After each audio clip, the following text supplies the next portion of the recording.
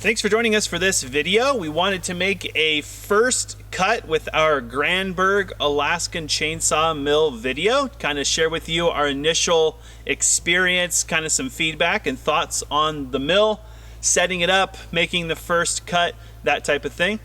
We'll put a link in the description below. We did a how to assemble your Granberg mill video.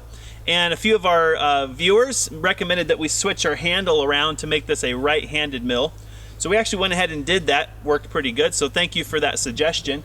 So if you're following the instructions perfectly, you're probably going to end up with a left-handed mill, just so you know. So what we've done, we've gone ahead and put the mill together. We're running a 36-inch bar. This is a 36-inch MK775 Granberg Alaskan chainsaw mill. And the saw that we're running is a Stihl MS660. It's a pretty large saw, well suited for this type of work. And we're actually going to be taking the Granberg ripping chain for a test drive also, and we're going to try to do later, we'll do a comparison video between that and crosscut chain that's been filed to be ripping chain.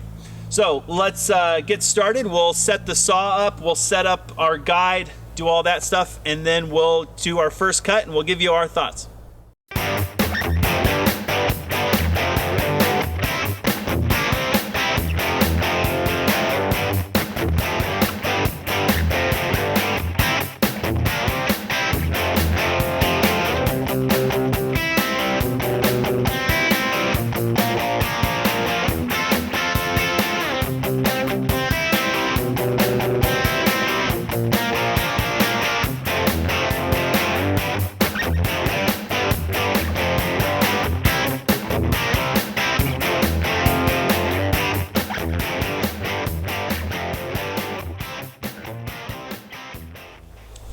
All right, first cut is complete, and this of course was a top cut. We set this up with just a couple of surveyor stakes, and we set it up so that the first slab is actually 2 inches thick, and that way we can actually harvest hopefully a 2x4 or some other, maybe a live edge piece of lumber out of this top slab. We're using a ladder that we built, and it's kind of custom. I won't go into detail on that, maybe another video, but basically the ladder is sitting on these guides. It's not sitting on the log, and we used a typical level to make sure that these guides are square on both ends. That gives us a nice straight cut, the most critical cut for your chainsaw mill. So that's how we have everything set up. First cut is done. I will say that setting the saw up for the first time on this cut was a little challenging for us, because typically what we do is we measure the log, set our guide, place the ladder on top, set the saw on top of the ladder, and then we manually adjust the saw to be just below the guide. Well, that was a little difficult because our saw is pretty heavy, and the chainsaw mill wanted to bind a lot, trying to adjust it up and down. It'd be a lot easier if you knew exactly the measurement, which we could have done. We may do that in the future, between here and here, and just set your saw up with that measurement, then you're good to go. We tried to set it up sitting on the guide. It's very difficult, very heavy. So we might do that different in the future. As far as the chainsaw mill goes, very sturdy. I did have to tighten one nut while we were running, which wasn't a big deal. The bar wrench fits right in the handle, so that was really easy to do. Everything's very rigid, so that was really good. The DIY mill that we were using, just not as sturdy. And so the weight of the saw and all that stuff really makes it kind of awkward to operate, especially on the first cut, which gets you all boogered up. And then you're kind of in a wreck for the rest of the log. So I feel like it did very, very well. The width of the mill was really nice. It's very stable, so I didn't feel like I was fighting the saw, pushing me around. Even with the heavy power head of the MS660, it didn't feel like the mill was wanting to always fall off or anything really weird like that. The other thing, the ripping chain did very, very well. I felt it just cut right through the log very easily. Granted, it's a brand new chain and it's super sharp, so those are two important things, but it definitely didn't require the same amount of effort, I feel, that the crosscut chain filed at 10 degrees for ripping chain required. Just different. And it definitely produces a very different sawdust. We can talk a little bit about that, but it's very fine. It's almost like dust. Whereas normal crosscut, chain produces more like chips. It's a little bit bulkier. So that's just first impressions on the crosscut, or the ripping chain from Granberg. It went through very easily. So initial impressions on the chainsaw mill are very good. A little difficult to get us, put together, but once everything's bolted down and square, it's very solid. And definitely look forward to it. So let's take this first cut off and see how clean we did on our initial slab.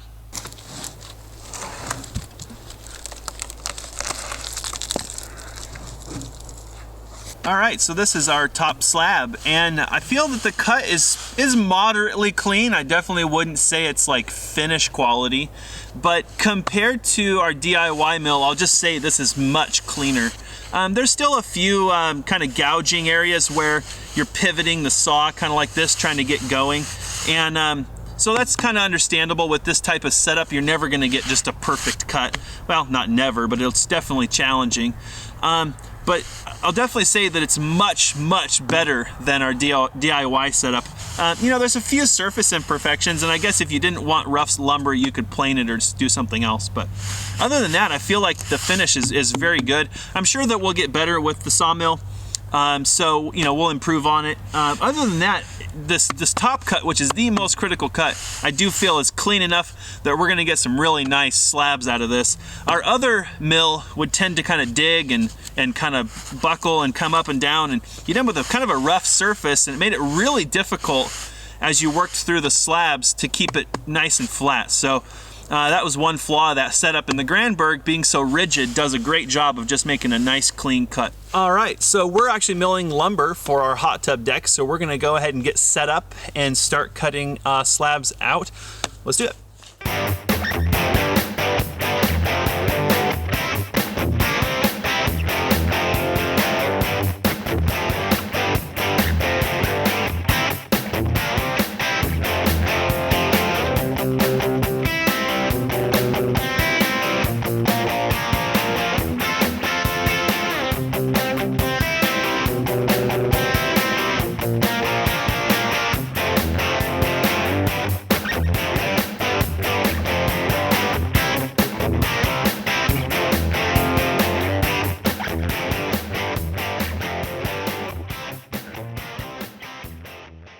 All right, we are almost done with our first log section. We've milled 6 planks so far. We got 1 more to go. And so initial impressions with the Granberg. Definitely impressed. I would say there's no such thing as a perfect mill. So I want to be careful disclosing that this is not the end all be all of mills, okay? It's a chainsaw mill. You need to understand that. So it's very precise. When you get everything set, it's good. And you can mill like crazy, but you need to take time getting it adjusted. Do not trust the guides on the end. It'll get you close, but don't just set it to 2 and set it to 2 and go to work, okay? You're gonna end up with wood that's shaped like this or like this. So take your time with a tape measure, measure toward the bar and your end rails, and make sure that your measurements match. They need to match. And then also measure the distance between the on-off bar and your tooth on the chain, not the bar, the tooth. That's gonna make just a snivel of a difference in order to get really precise measurements. So once we set those measurements, we have been very consistent over 6 slabs. It's absolutely square on the sides, and it's exact thickness that we need. The on-off bar, I like it. I didn't understand exactly what it was at first, and I know some of our followers asked the same question, what is it? It helps you get started and end the cut very level. Without that, the log will just fall through this cavity right here. So this guide helps you get onto the log and get off the log while maintaining a nice square cut. Like it. Once we got the handle set correctly, it took a little bit of adjusting this way to get comfortable. We had it a little too narrow at first, and that makes it hard to use. We moved the on-off bar out toward the middle, and it's much more stable that way. So if you're kind of getting some wonky cuts or you feel like the power head's leaning too much, try adjusting your on-off bar. One of the things I wanted to mention that that's really critical and I'm liking about the Granberg is the precision. I kind of touched on that a minute ago.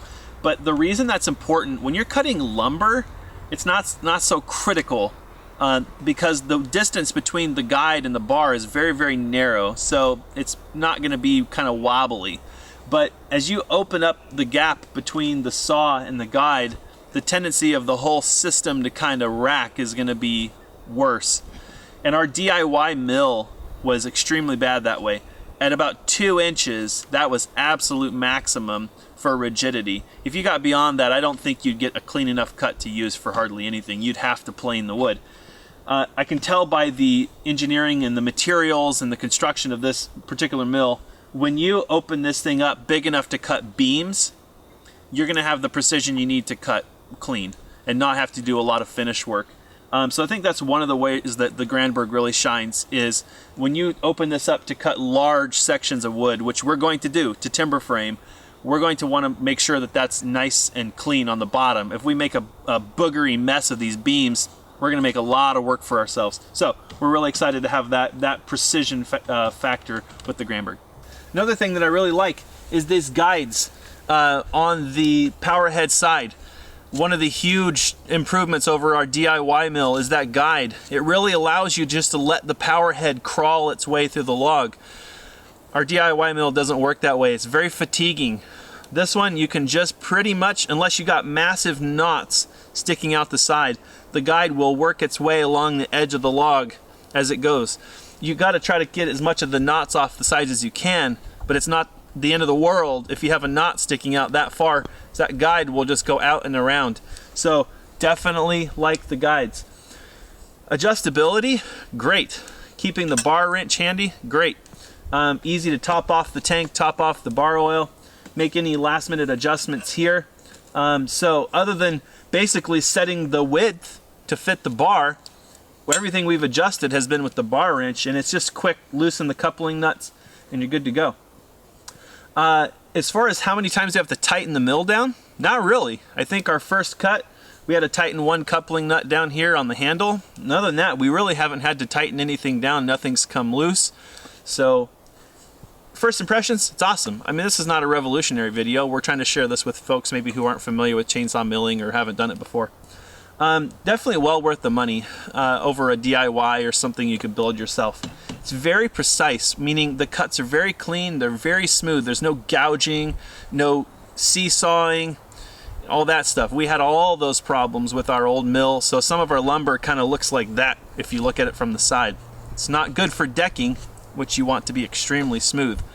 We were afraid we were going to have to use a planer on our hot tub decking because our mill was so rough we were going to have to plane it smooth. I'm pretty sure we can get it dead on with the Granberg. About the ripping chain, love it. It actually cuts 3/16 of an inch more narrow than our crosscut chain.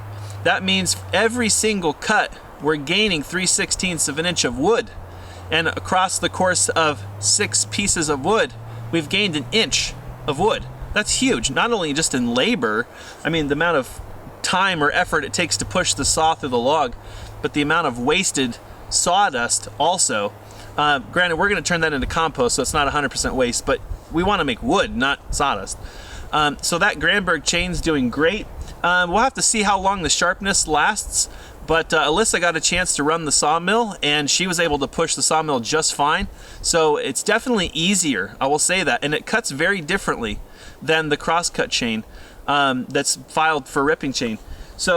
So far, first impressions, great. Love the ripping chain. In fact, I think we'll probably get a couple more of them. That way we can just keep them sharpened and rotate them through so we don't wear this one out. So that's our initial impressions on the Granberg. If you enjoyed this video and you want to learn more about timber framing, milling your own lumber, winching logs, off-grid living, stuff like that, please subscribe to our YouTube channel. We'll put a subscribe button right here. And please follow us over on our blog. It's purelivingforlife.com. We do more in-depth write-ups on a lot of our topics.